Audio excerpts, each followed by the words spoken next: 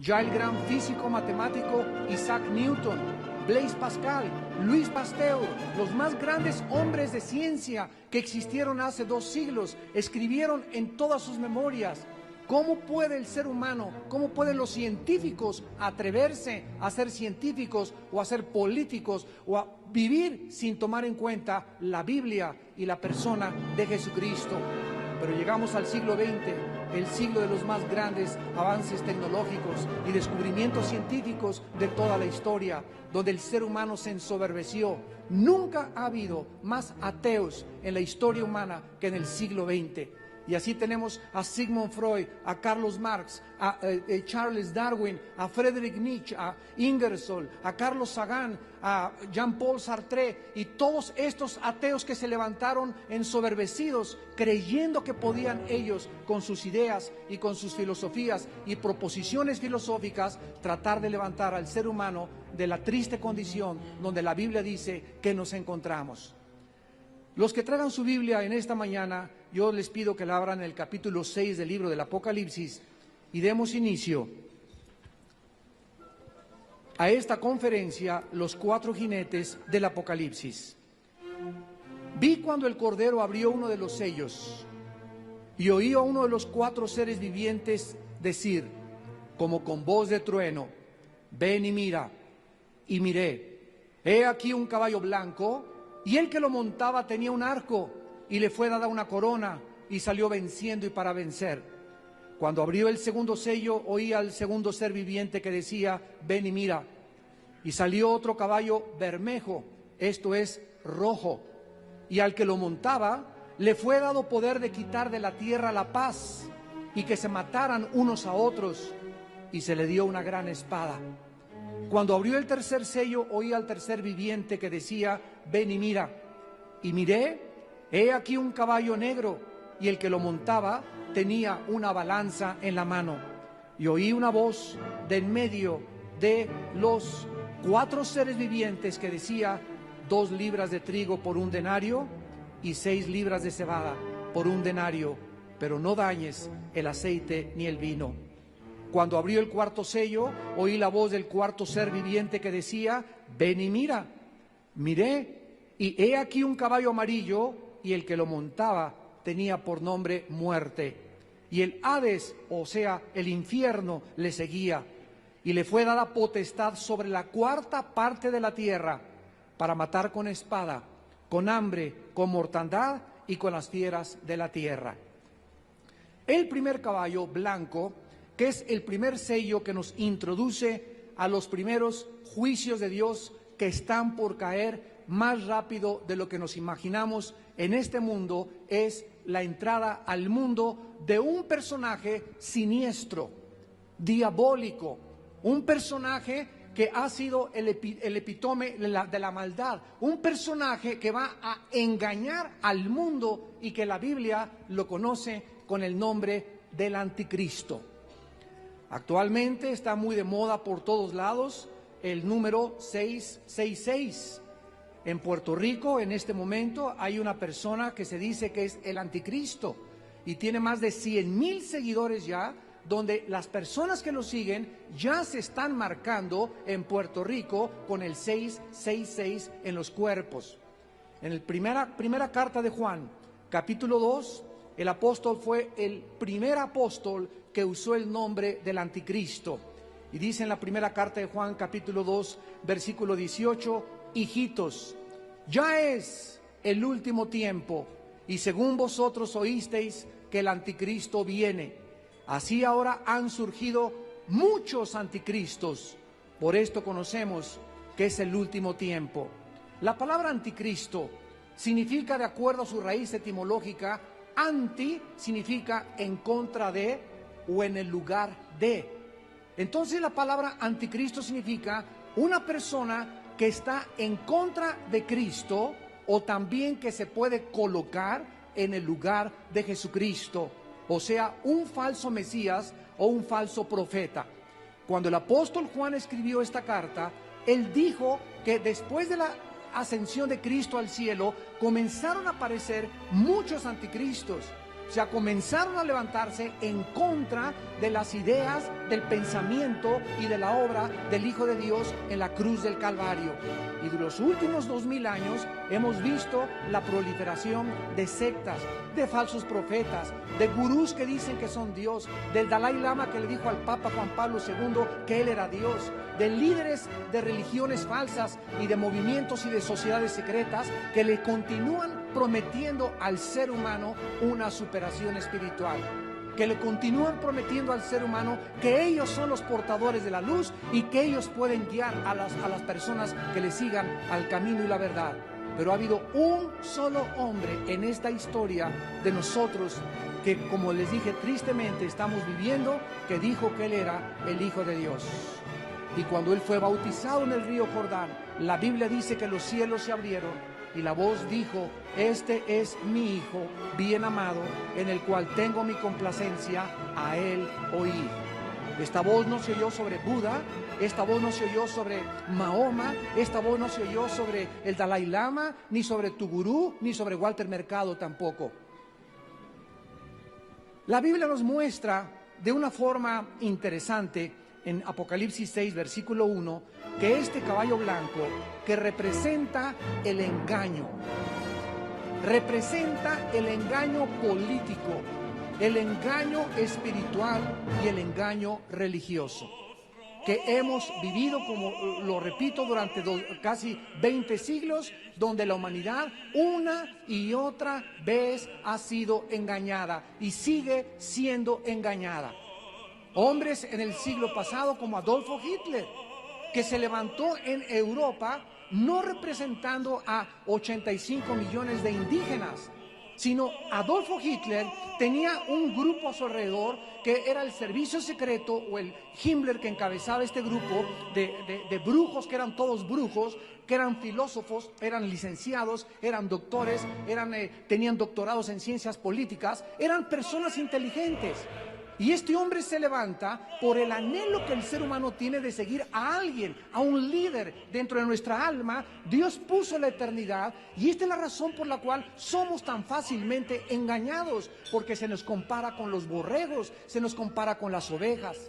¿Cómo es posible que 85 millones de alemanes hayan creído que el Tercer Reich o el Tercer Imperio los iba a llevar a 1000 años de gobierno?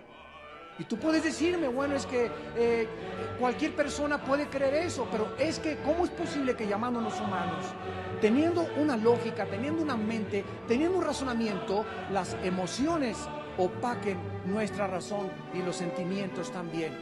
Hace 2000 años, los césares romanos, ahí está la historia otra vez, se levantaron y se autoproclamaron dioses, y la gente comenzó a adorarlos como dioses. Nombró Calígula, nombró Dios a su caballo. Alejandro el Magno dijo también que era nacido de los dioses a pesar de su homosexualidad. Y el ser humano no ha podido aprender de la historia y seguimos creyendo que algún hombre se va a levantar como el Mesías y nos va a sacar de la pobreza y nos va a llevar a una vida mejor, cuando Jesucristo dijo: nunca a los pobres los podrán hacer a un lado, porque siempre existirán entre ustedes hasta el día de mi regreso. El pobre y el rico se encuentran, a ambos los hizo Jehová. Pero el ser humano, por su capacidad que tiene y la predisposición de ser engañado, seguirá siendo engañado, y la culminación del engaño será el anticristo. Este personaje siniestro llamado el anticristo es un hombre que ya ahorita, tal vez en el mundo, ha nacido. Las calamidades que están azotando ahorita climatológicas nuestro planeta prepararán el escenario, el caos económico, el caos político, la confusión espiritual. Están pavimentando el camino para la entrada de este hombre político que vamos a ver más adelante surgirá entre Europa y el Medio Oriente. La Biblia nos muestra claramente que en el versículo 1, este hombre que comienza a surgir como el caballo blanco tenía un arco, una corona, y salió venciendo y para vencer. Noten ustedes que esta entrada al mundo del caballo blanco con un jinete, con un arco, sin flechas, nos muestra que la entrada al mundo del anticristo será a través del medio pacífico. Él no va a entrar haciendo la guerra, ni creando revoluciones, ni golpes de Estado. Él va a entrar trayendo la solución, damas y caballeros, para el problema de hace 6,000 años en el Medio Oriente entre los judíos y entre los árabes. Ni el presidente Clinton, ni Yitzhak Rabin, ni tampoco Barack, ni ningún presidente, ni tratados diplomáticos han podido traer la paz en el Medio Oriente. Y ustedes son testigos que desde 1948, que los judíos regresaron a su tierra en Israel, no ha podido el mundo descansar de las guerras continuas en el Medio Oriente. Es importante ahorita, con el crecimiento tecnológico de Europa y de América y de Asia también, de que haya paz en el Medio Oriente. ¿Por qué es tan importante? Porque ahí se encuentran el 60% de la producción petrolera del mundo entero. Los yacimientos más grandes petrolíferos se encuentran bajo las arenas de Irán, de Irak y de Saudi Arabia.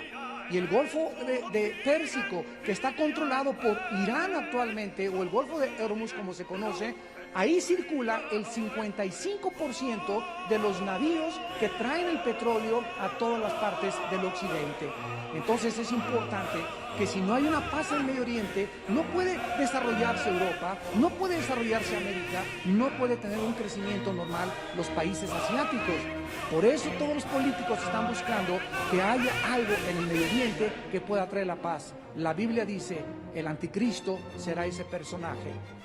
Y exactamente cuando se firme el tratado entre Europa y el Medio Oriente, esto es interesante, porque después del Imperio Romano hace 2000 años, durante 20 siglos no volvió a surgir ningún imperio en la historia. Llegamos al siglo XX, donde los otomanos turcos tenían control del Medio Oriente, llegaron los ingleses y lo sacaron. Inglaterra estuvo a punto de convertirse en un imperio más.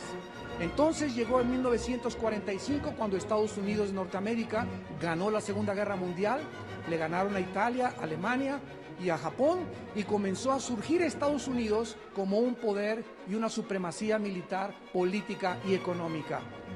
4 años después surgió Rusia, la Unión de Repúblicas Socialistas Soviéticas, haciendo una contraparte a el poder militar y económico de Estados Unidos.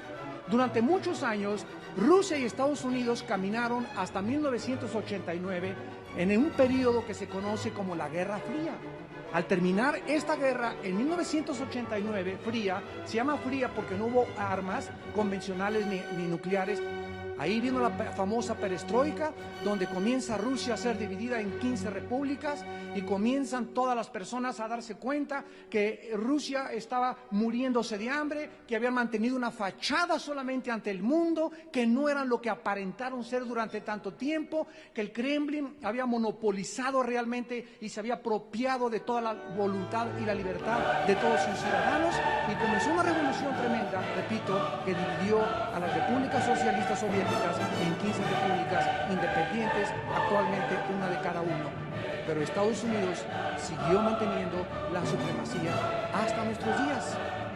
Pero la Biblia nos muestra, damas y caballeros, hace 2000 años, que antes de que Cristo regrese a este mundo, no iba a ser los ingleses, ni los japoneses, ni los rusos, ni Estados Unidos, ni los alemanes, ni ninguna nación independiente dominando el mundo antes de que Él regresara. La Biblia nos habla en el libro de Daniel, escrito hace 2650 años.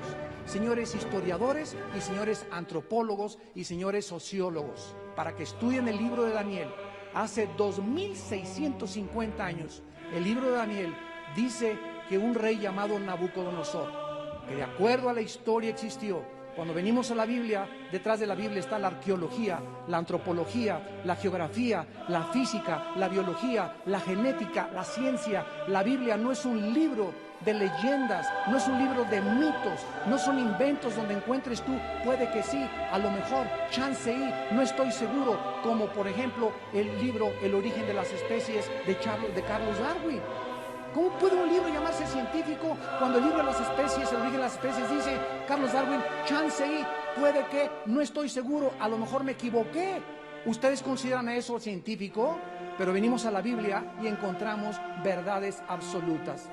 Los cielos y la tierra pasarán, pero jamás nadie ha podido encontrar un solo error en la Biblia. Y cuando algunas generaciones han tratado, es que ya ves que sí tenía un error la Biblia, pasan 4 o 5 años y se descubre que eso eran puras tonterías, que eran ataques infundados y que no puede jamás nadie poner su mano y decir la Biblia tiene errores. La Biblia es un libro inerrable, inequívoco, porque es la palabra de Dios. Nabucodonosor, un rey que Saddam Hussein dijo que él era descendiente de él, mandó a acuñar una moneda Saddam Hussein con la efigie de Nabucodonosor y con la cara de Saddam Hussein del otro lado. Este rey Nabucodonosor tuvo un sueño de una estatua inmensa, gigante. En el capítulo 2 lo encuentras, y en esta estatua la cabeza era de oro, el pecho y los brazos eran de plata, el vientre era de bronce, las piernas de la estatua eran de hierro y los dedos de la estatua eran mezclados con el barro y el hierro. El rey Nabucodonosor mandó buscar a Walter Mercado, mandó buscar a los brujos de Tepoztlán, mandó buscar a los gurús, al Maharashi, al Tajarashi, Kachimakachi, y mandó traer a todos los astrólogos y a todos los brujos y a todas las personas que mezclan la religión con el cristianismo o con lo espiritual. Mandó traer a los mediums y nadie en el imperio babilónico le pudo decir qué significaba esa estatua con estos metales que iban de arriba hacia abajo en descomposición.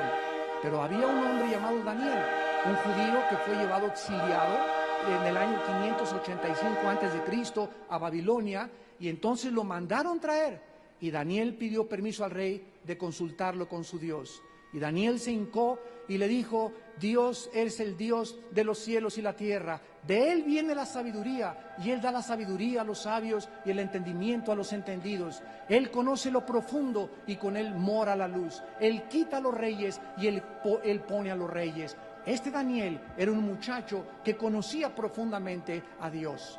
Y le dice al rey Daniel en el capítulo 2, Rey, esta es la revelación. Yo no soy ningún mago, yo no soy ningún brujo, yo solamente te quiero decir lo que Dios me ha revelado, porque yo tampoco soy digno de esta revelación. La estatua representa tu reino, el reino babilónico. Después le dice Daniel, vendrá otro rey inferior, porque la plata que forma los brazos y el pecho es un metal inferior al oro. Nosotros sabemos por la historia que después de Babilonia, ¿quiénes conquistaron? Los medos y los persas, que hicieron una alianza y se convirtieron en uno de los imperios mundiales. Y le dice Daniel otra vez, y después de ese segundo imperio vendrá un tercer imperio que representa el bronce. ¿Quiénes fueron, señores historiadores, después de los medos y los persas, el imperio que conquistó a los persas? El imperio de Alejandro el Magno, Grecia. Y después le dice a Daniel, vendrá otro cuarto imperio que va a ser el peor de todos. El más voraz, el más cruel, el más sanguinario, representado por las dos piernas de hierro que representan el cuarto imperio que fue Roma. ¿Por qué las dos piernas? Porque Roma terminó dividida en Constantinopla y en Alejandría. Y lo más interesante y lo que nos corresponde a nosotros en esta mañana es el quinto reino. Entonces le dice, y los dedos de los pies de la estatua, mezclados con hierro y mezclados con barro, será un reino dividido. Y en los días de ese reino vendrá el Hijo de Dios. Vayamos rápidamente a Daniel capítulo 2 y leamos directamente de la Biblia las palabras relacionadas con este último imperio mundial. Esto es asombroso a la luz de lo que estamos actualmente viendo con nuestros ojos. Dice en el capítulo 2 del libro de Daniel, versículo 41, y lo que viste de los pies y los dedos, de barro cocido de alfarero, y en parte de hierro, será un reino dividido, mas habrá en él algo de la fuerza del hierro, como viste el hierro mezclado con el barro cocido. Versículo 44, y en los días de estos reyes, pongan atención, la última parte de la estatua, de la imagen y la visión de Nabucodonosor eran 10 dedos, que provenían de una de las piernas Y de la otra de las piernas, ¿de qué imperio? Del imperio romano, representado por las dos piernas de hierro.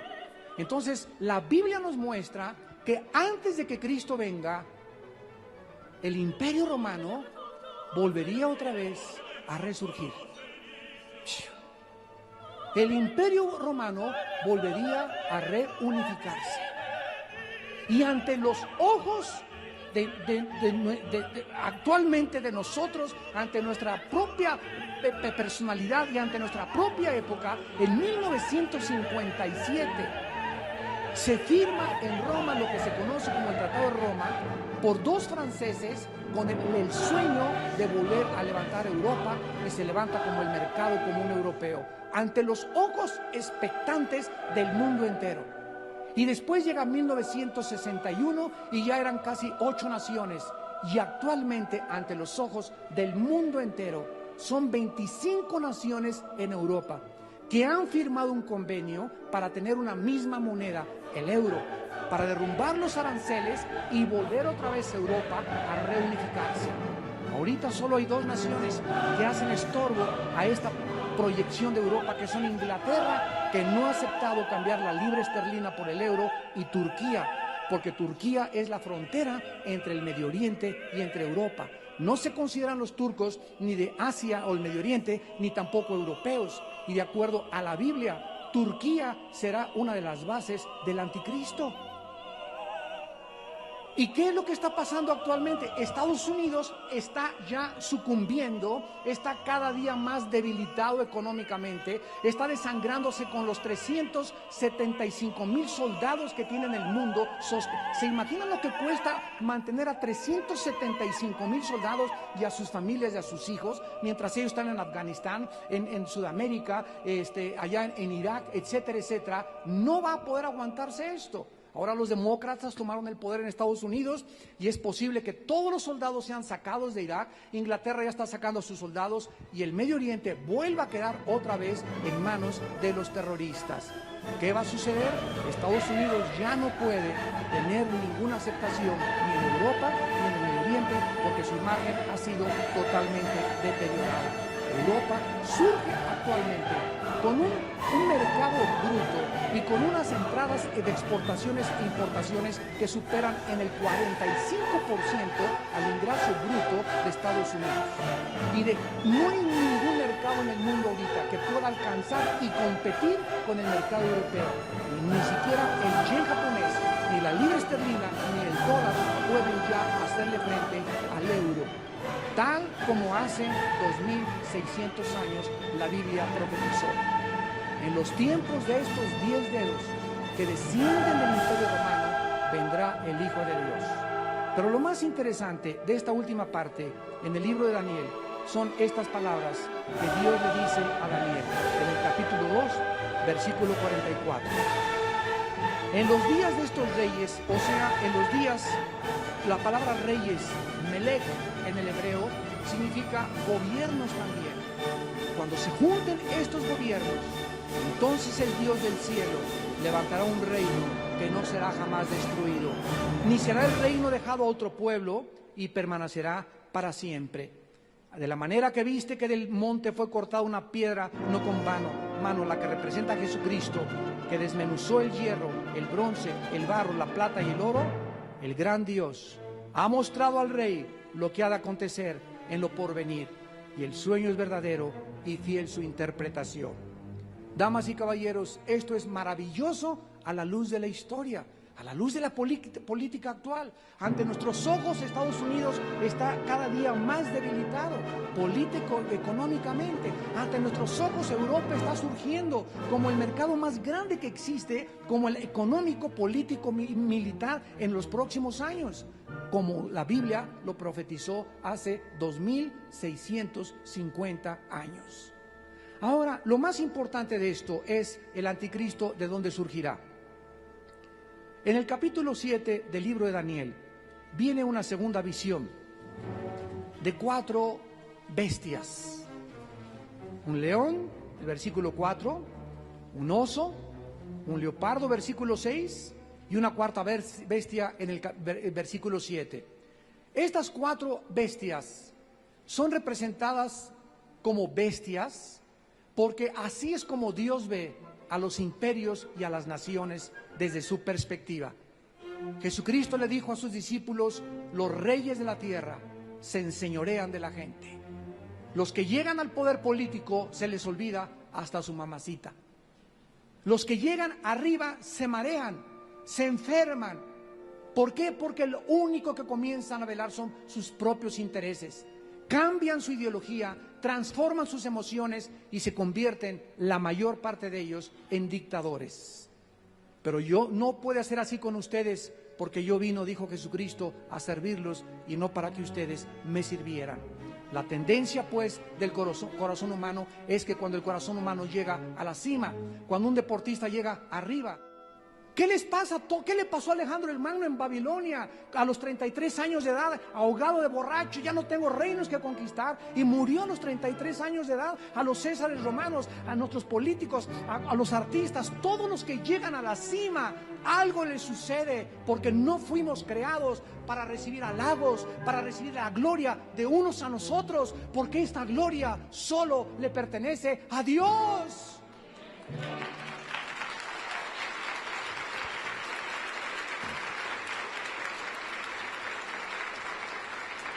Estas 4 bestias son representadas como bestias en la Biblia porque así ve a Dios a los gobiernos.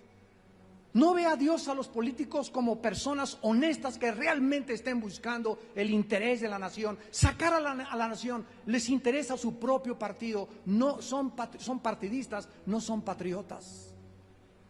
Ya no podemos llegar a ese momento de solamente si a mi partido le conviene, sino si a México le conviene, si a Argentina le conviene, si a Estados Unidos le conviene. Pero es ese afán de nosotros de pertenecer más a nuestra religión, a mi denominación, a mi grupo, a mi club, a mi partido, en lugar de ver el bien común de todos. No lo podemos hacer por el egoísmo y las pasiones que combaten dentro de nuestra naturaleza humana.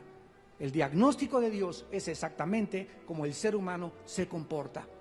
En este capítulo 7 de Daniel, estas 4 bestias representan a Babilonia, a los medos persas, a los griegos y a los romanos, pero vistos desde otra perspectiva. Y en el capítulo 8 del libro de Daniel, estas 4 bestias son reducidas a 2, donde un macho cabrío se enfrenta con un carnero que representa, el macho cabrío representa a Grecia y el carnero a Persia. Damas y caballeros, en la Biblia no aparece el nombre de Irán, porque en 1935, en el siglo pasado, Persia se cambió el nombre a Irán. Entonces, la Persia de la Biblia es el Irán actualmente de nuestra historia. ¿Quién le cambió el nombre en el 35 de Persia a Irán? El Shah de Irán. ¿Por qué? Porque él era un apasionado de las lecturas y de Hitler. Y la palabra Irán significa el reino de los arios en el idioma persa. ¿Por qué? Porque el Shah de Irán soñó con crear una raza aria como lo soñó Hitler, y estaba tan apasionado con esto que le puso precisamente en la tierra o el reino de los arios. Estas 4 bestias, de una forma asombrosa, 600 años después de Daniel, el apóstol Juan escribe en el libro de Apocalipsis, capítulo 13, que estas 4 bestias que formaron los 4 imperios romanos más poderosos de la historia volverán otra vez a unificarse, como ante nuestros propios ojos lo estamos nosotros observando. Dice en Apocalipsis 13, hablando del surgimiento del anticristo: me paré sobre la arena del mar, vi del mar una bestia que tenía 7 cabezas y 10 cuernos, en sus cuernos 10 diademas y sobre sus cabezas un nombre blasfemo. ¿Cuánta gente ha dicho, para mí que las cabezas eran las cabezas de unos conejos, o eran semillas, otros que era el don de lenguas, y la Biblia no es de interpretación privada. Dios no nos dejó a nosotros para que pudiéramos interpretar en nuestra imaginación, que es ilimitada, lo que a nosotros nos imagináramos que sería. Para que podamos nosotros entender Apocalipsis, necesitamos estudiar Daniel y Ezequiel. que son los libros que forman toda la profecía de los últimos tiempos. Entonces, estas cabezas y estos cuernos representan en Daniel y en Ezequiel los imperios de la antigüedad. Y estos 10 imperios van a ser parte de los dedos de los pies que tuvo el Nabucodonosor y que formarán el último gobierno mundial. ¿Qué les estoy diciendo? Ahorita son 25 naciones en Europa, pero el Imperio Romano también estaba unificando al Medio Oriente. Cuando el Medio Oriente se una con 5 naciones de Europa y 5 naciones del Medio Oriente, yo no soy profeta, yo te digo lo que la Biblia dice. Cuando leas en el periódico, se une Europa con el Medio Oriente en un tratado por 7 años, prometiendo la paz a los árabes y a los judíos. Al otro día prende 24 horas o CNN y verás en la televisión a la persona que firmó el tratado, y esa persona es el anticristo. No es el Papa, no es ahorita de Inglaterra, no es Yolanda, no es el presidente Bush, no es ningún personaje, y es inútil especular quién va a ser el anticristo, porque de acuerdo a la Biblia saldrá de la oscuridad, saldrá de una de las naciones del Medio Oriente. Dice Apocalipsis 13, versículo 2, la bestia que vi, o sea la que surgió del mar, era semejante a un leopardo. ¿Quién representa al leopardo? A Grecia. Un oso. ¿Quién representa al oso? Babilonia, en Daniel capítulo 7. Y el león, que es los medos y los persas. Y el dragón le dio su poder y grande autoridad ante nuestros ojos. Tenemos enfrente en la televisión que Irán amenaza de muerte a Israel. Que se une Irán con Siria y Babilonia, que fueron el antiguo imperio neobabilónico. Y ante nuestros ojos estamos viendo de qué forma Grecia, que va a representar Europa, van a ser un triunvirato para poder tener la fuerza que lance y proyecte al anticristo en el escenario político internacional. En segundo lugar, el anticristo, no solamente la Biblia nos muestra que surgirá del Medio Oriente y del antiguo imperio romano, sino que nos muestra también claramente en el capítulo 13 de Apocalipsis que va a usar un sistema para marcar a toda la humanidad, con el número el 666. Dice Apocalipsis 13, versículo 16. Y hacía que a todos, pequeños y grandes, ricos y pobres, libres y esclavos, se les pusiera una marca en la mano derecha o en la frente, y que ninguno pudiera comprar ni vender, sino el que tuviera la marca o el nombre de la bestia o el número de su nombre. Aquí hay sabiduría. El que tiene entendimiento, cuente el número de la bestia, pues es número de hombres y su número es 666.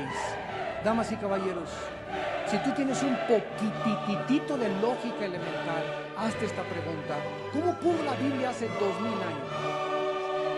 ¿Cómo pudo el apóstol Juan, que se escribió en Apocalipsis hace 2000 años, imaginar que vendría un día cuando un solo hombre podría controlar con una marca a toda la humanidad si no se hubieran inventado las computadoras? ¿Cómo pudo la Biblia ser tan precisa de decir que un hombre surgiría? Juan no sabía ni cuándo, pero cuando surgiera este personaje podría controlar el mundo entero, y lo sabemos ahora.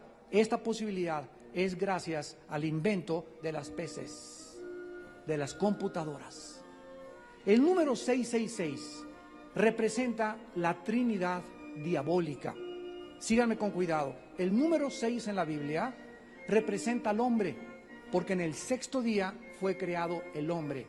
El número 3, o sea, la repetición del 3, representa a la divinidad, a Dios Padre, Dios Hijo y Dios Espíritu Santo.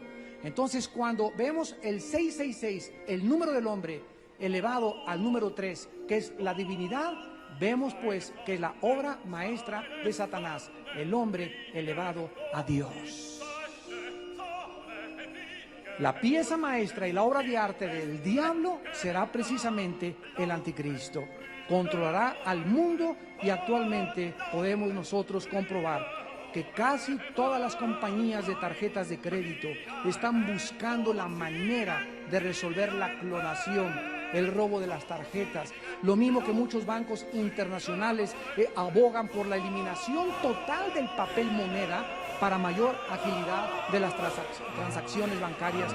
Todos estos problemas dentro de pocos años o meses van a quedar resueltos gracias a que cada persona tal vez se le va a comenzar a ingresar debajo de la piel un chip, que ya lo traen los perros y ya lo han puesto en muchos vehículos para que sean localizados por satélite. Se te introduce un chip, llegas al banco, tiene un aparato de rayos láser el banco que va a interpretar inmediatamente tu número de cuenta, de dónde vienes, tu estado sanguíneo, tus huellas digitales en menos de 30 segundos. Ya no hay papel moneda, ya no hay tarjetas de crédito. A cualquier lado que llegues van a tener esos aparatitos donde van a leer tu chip y van a identificar quién eres, cuánto tienes de depósito, cuánto puedes tener y cuánto puedes abonar. Esto es maravilloso porque hace 2000 años la Biblia lo había profetizado. La Biblia tiene la razón. Y en cuarto y último lugar, el anticristo saldrá de una de las 12 tribus de Israel. Esto es asombroso. El anticristo será judío de nacionalidad, pero el anticristo, de acuerdo a la Biblia, lo vamos a ver rápidamente, va a apostatar y se va a convertir en un musulmán. Veamos en Génesis 49 la profecía que se hizo acerca de esta tribu de Dan. Génesis 49, donde Jacob, antes de morir, el padre de las 12 tribus que conforman actualmente la nación de Israel, dijo hace aproximadamente 4000 años, Génesis 49, versículo 16 y 17. Dan juzgará a su pueblo como una de las tribus de Israel. Será Dan serpiente junto al camino, víbora junto a la senda, que muerde los talones del caballo y hace caer hacia atrás al jinete. En Génesis 3:15, antes de esto, Dios hizo esta profecía: de la semilla de la mujer nacería el Mesías, y de la semilla de la serpiente le diría en el talón, hablando de la descendencia de Satanás y la descendencia del ser humano, que fue la Virgen María, que engendró por obra y gracia del Espíritu Santo al Hijo de Dios en su vientre. Y vemos que a Adán se le atribuyen dos cosas. En primer lugar, hacer tropezar a Israel, y número dos, se le dice serpiente junto al camino. Esto es interesante porque cuando vamos a Apocalipsis capítulo 7, ya no aparece la tribu de Dan. Aparecen las demás tribus, pero desaparece del mapa, porque lo vamos a seguir investigando. La palabra serpiente en el hebreo es Nahash, que significa el que brilla, y es el primer nombre que se le dio a Satanás, que fue Ayel Luzbel, que es el que resplandece o la antorcha que lleva la luz. Satanás y el diablo, Dios no lo hizo diablo, él se hizo diablo solito. ¿Cuál es la explicación de la maldad en el universo? El abuso de la libertad de las criaturas. Dios creó a las criaturas, comenzando con los ángeles, con la capacidad de la libertad, como agentes morales libres. No creó un universo de robots. Lo pudo haber hecho, pero no lo hizo en su sabiduría. Y la Biblia nos explica que la criatura, al abusar de esa libertad que Dios le dio, permitió la entrada de la maldad al universo. Entonces, Dios no es el autor de la maldad. La maldad entró como el abuso de la libertad de sus criaturas. Y este hombre, el anticristo, va a también ser descendiente de la tribu de Dan. En segundo lugar, en Ezequiel capítulo 21, dice la Biblia en el versículo 25: y tú, profano, impío príncipe de Israel, cuyo día ha llegado el tiempo de la consumación de la maldad. De acuerdo a la Biblia, cuando Sodoma y Gomorra llegaron a su límite, la Biblia usa una frase que se llama la copa que se llenó de iniquidad. Cuando un vaso llega al límite, se comienza a desbordar el agua. Y cuando la maldad, de la misma manera, en tu vida, en tu familia o en una nación, llega al colmo de los colmos, es cuando vienen los juicios de Dios. Y aquí se nos habla de un príncipe judío que cuando llega el tiempo de la consumación de la maldad, entonces será juzgado por Dios. Vemos también en Jeremías capítulo 8, versículo 16 y 17, la última profecía relacionada con Dan y el anticristo. Dice así, Jeremías 8, 16, desde Dan se oyó el bufido de sus caballos, el sonido de los relinchos de sus corceles, y tembló toda la tierra. Vinieron y devoraron la tierra y su abundancia a la ciudad y a los moradores de ella. Porque aquí que yo envío sobre vosotros serpientes y áspides, contra los cuales no hay encantamiento, y os morderán, dice Jehová. Aquí se le relaciona a Adán con un ejército que va a hacer temblar la tierra, y las serpientes y los áspides en la Biblia representan los demonios. Acompañado con el ejército de Apocalipsis 9 de más de 200 millones de demonios que van a ser sacados del abismo y van a atormentar a la humanidad por más de 8 meses. La gente pedirá morir y no podrán quitarse la vida. Podríamos continuar con la vida del anticristo. Simplemente terminamos con el caballo blanco rápidamente para decirles que el anticristo va a traicionar a Israel y va a perseguir a los judíos y va a perseguir a los cristianos. Y el anticristo va a usar la decapitación, les va a cortar la cabeza. La palabra que se usa, sacrificio, en el Apocalipsis es cortar la cabeza. Y el único grupo étnico actualmente en el mundo y religioso que usa la decapitación son los musulmanes. El caballo que sigue es el caballo de la guerra. Dice en Apocalipsis capítulo 6, versículos 3 y 4. Y salió el caballo rojo, el caballo bermejo, que le dio poder de quitar de la tierra la paz y que se mataran unos a otros. Damas y caballeros, nunca en la historia ha existido una generación como la de nosotros que podamos exterminarnos en 30 segundos. Hasta este momento, ninguna nación en el mundo se había encontrado tan pronto de su autodestrucción, porque somos la primera generación, repito, que tiene las suficientes armas nucleares para destruir nuestro planeta en medio minuto. En 30 segundos. Escuchen esto, solamente en 1991 se concentraron ahí en Kuwait 26 naciones con las armas más increíblemente avanzadas y desarrolladas en la tecnología militar. ¿Saben ustedes que en la Segunda Guerra Mundial, cuando los bombarderos B-54 soltaban una bomba, el índice de error era aproximadamente de 1 kilómetro? O sea, aventaba la bomba y tal vez caía a los 500 metros del blanco o tal vez a 1 kilómetro. ¿Saben ustedes en la guerra del Golfo Pérsico cuál fue el índice de error de las bombas que comenzaron a soltar alrededor de Irak y de Kuwait? De 1 centímetro. Se les llama bombas inteligentes guiadas por computadoras.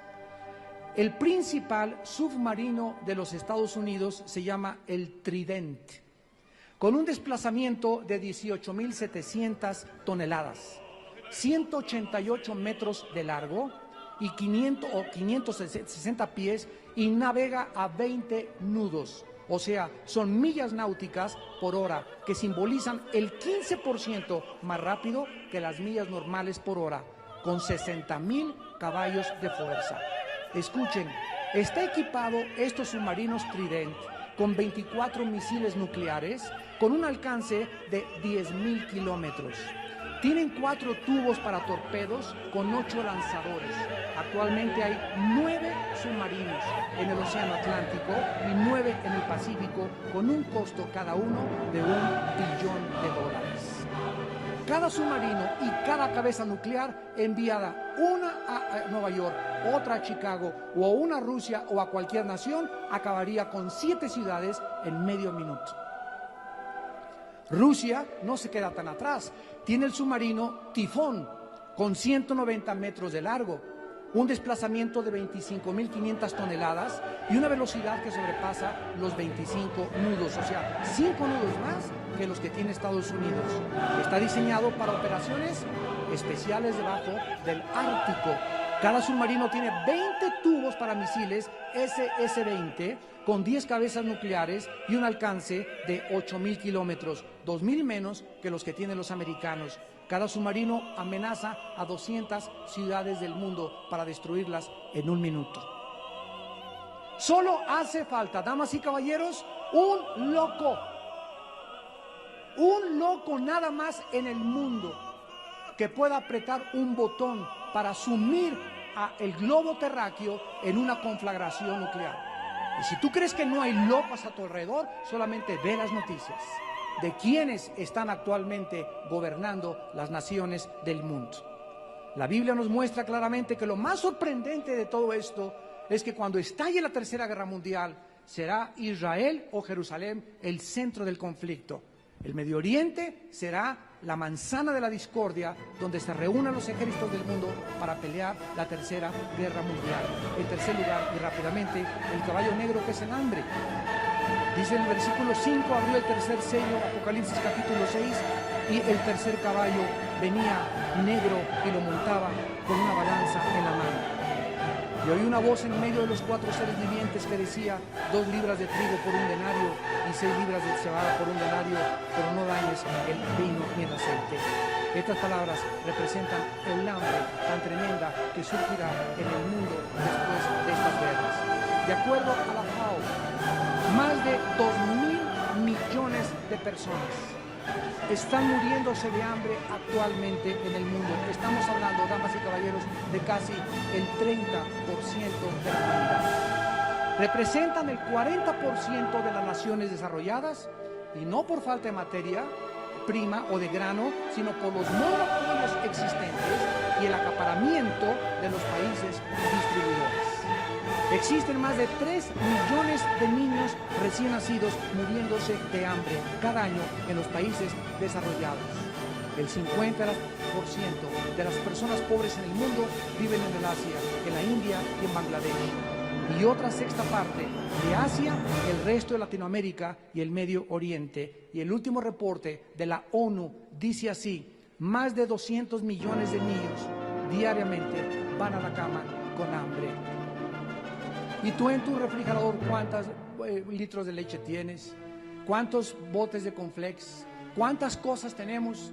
Vivimos un mundo tan absortos en nosotros mismos que se nos olvida que hay un mundo gritando afligido: vengan y ayúdenme. Pero el egoísmo, el acaparamiento, los monopolios, el centrarnos solamente en nuestra persona, nos hacen vivir de la forma como estamos viviendo. Podría repartirse la comida porque sobra la comida en el mundo, pero el egoísmo del corazón humano hace que la humanidad muy pronto se dirija a una hambruna como jamás la habíamos conocido. Y en último lugar, el caballo amarillo, que representa las pestes. Dice el versículo 7 de Apocalipsis 6. Abrí el cuarto sello y la voz del cuarto ser viviente dijo: miré, y un caballo amarillo, y el que lo montaba tenía por nombre Muerte, y el Hades le seguía, y le fue dada potestad sobre la cuarta parte de la tierra, o sea, 1.500 millones de seres humanos. Actualmente somos 6.000.2 millones de seres humanos en el último reporte demográfico de las Naciones Unidas, 6.000.2. Y aquí está hablando que la cuarta parte sería ahorita 1.500 millones de personas van a morir con espada, con hambre y con mortandad y con las fieras de la tierra. Es increíble que en el siglo XX hayan existido las más grandes pestes y las más grandes plagas, más que la peste bubónica, a pesar de que también fue el siglo donde más descubrimientos científicos se alcanzaron. ¿Sabían ustedes que en agosto de 1990 más de 1.500 delfines aparecieron muertos en las playas de Valencia, España? En Francia aparecieron muertos 50 delfines a 2 semanas de ese año. En total fueron más de 2.000 delfines los que aparecieron muertos en menos de un mes. ¿Qué fue lo que descubrieron los laboratorios al hacerles la autopsia a los delfines? Encontraron un virus llamado el virus Morbilli, producido por la contaminación y el alto nivel de plomo y de mercurio en el mar. En 1998, 20,000 mamíferos murieron por el mismo problema y las autopsias revelaron el alto contenido de estos metales dentro de estos animales. Los pozos petroleros volados por Saddam Hussein en Kuwait arrojaron más de 85,000 toneladas de dióxido sulfúrico en la atmósfera, junto con 100,000 toneladas de carbón y más de 1,800 toneladas de dióxido de carbón cada día. Los científicos calculan que si tan solo el 1% del humo alcanzara la estratosfera en un año, todo el hemisferio norte se helaría a más de 2 grados Celsius. Pero ¿qué podemos decir no solamente de lo que estamos haciendo con el aire, lo que estamos haciendo con el mar, sino lo que estamos haciendo con nuestros propios cuerpos? Un estudio realizado en la primavera del 94 por el Diario Público sobre las políticas del SIDA revelaron que el promedio de la infección para los varones homosexuales alcanza ya el 65%, con el 40% para los menores de 25 años y más del 70% para homosexuales adultos. Que no te inventen que el condón evita la transmisión del microvirus del SIDA. El condón está hecho de un material que se llama látex, que de acuerdo a la ciencia impide y cubre o protege un 65%. O sea, cada vez que tienes una relación sexual con condón, tienes 35% de probabilidades de que atraviese el condón el virus del SIDA y pueda ser infectado o pueda ser infectada por tus relaciones con tu novio o con tu novia, o de hombre a hombre o mujer a mujer. Los estudios indican que más de 2 millones de homosexuales en Estados Unidos morirán de SIDA. El SIDA es actualmente la causa número 1 de muerte entre los varones de los 18 a los 45 años de edad. La revista danesa Danish Medical Journal reveló que el SIDA es el asesino número 1 de los jóvenes entre 18 y 35 años en la ciudad de Dinamarca, más que el cáncer o los ataques al corazón. Y estos jinetes del Apocalipsis que nos anuncian la entrada de algo terrible en la vida, nos anuncian también el corazón humano. El caballo blanco nos habla del engaño, la tendencia humana de creer más fácilmente la mentira que la verdad. En esta mañana simplemente Dios te dice a quién le quieres creer. ¿A Marx? ¿A Freud? ¿Al gurú? ¿A Alejandro el Magno? ¿A Aristóteles? ¿A Walter Mercado? ¿A Friedrich Nietzsche?